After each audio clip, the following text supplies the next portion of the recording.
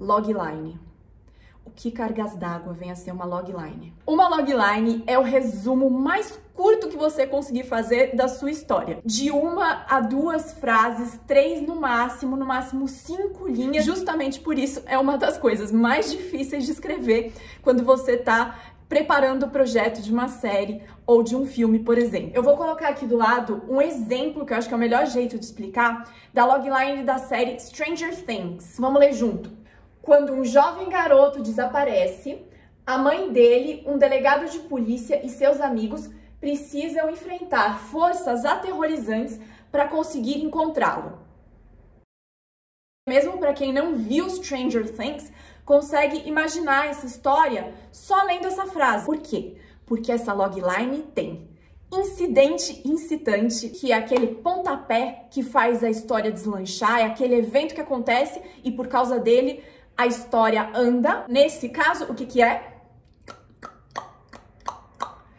Quando um jovem garoto desaparece. O desaparecimento do garoto tem que estar na logline porque ele é o que faz com que toda a história da série comece. Que mais? Protagonista. A mãe do menino que desaparece, o delegado de polícia e todos os amigos. E aí, o garoto desapareceu, o que esse pessoal todo quer fazer? Essas pessoas vão tentar encontrar o jovem garoto. Esse é o objetivo dos meus protagonistas nesse caso. E, para a história não ficar fácil demais, a gente tem o conflito e ou as forças antagonistas. A força antagonista, nesse caso, são literalmente forças aterrorizantes. Essa logline ainda tem uma coisa a mais, que é a ação. Eles vão precisar enfrentar essas forças. As forças não estão só lá flutuando e fazendo nada. Ela é ótima como um exemplo do básico que vocês precisam fazer, porque ela tem os elementos chave. Então vamos só recapitular. Quais são os elementos chave recomendados para uma logline? Protagonista, incidente incitante, forças antagonistas e ou conflito e objetivo da minha protagonista. É obrigatório ter todos esses elementos na sua logline?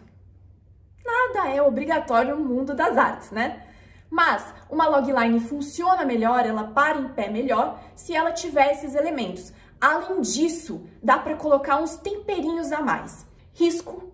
Então, nesse caso, eu colocaria que o jovem garoto está sendo ameaçado de morte, por exemplo. Isso dá uma certa urgência para o que está acontecendo. Se for muito relevante para a sua história, por exemplo, você pode colocar o universo onde ela se passa. Se fosse uma logline de Star Wars, eu ia ter que contextualizar, com certeza.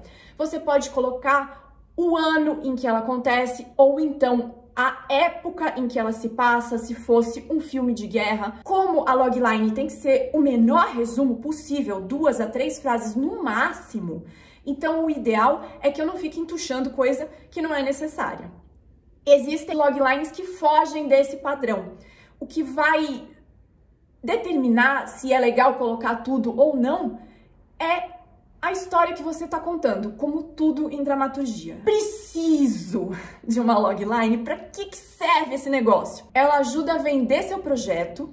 Então, se você quer apresentar seu projeto para uma produtora, quer levar para um festival, mandar para um edital, é bom você ter uma logline, porque geralmente ela vai ser pedida como uma apresentação dele antes de qualquer coisa. É por isso que precisa ser muito boa. E aí, a outra função menos objetiva e menos mercadológica é para você entender quais são os elementos principais do seu projeto. Às vezes, escrevendo a minha logline, eu percebo que eu tenho uma protagonista interessante, forte, mas não tá tão claro para mim qual é o objetivo dela.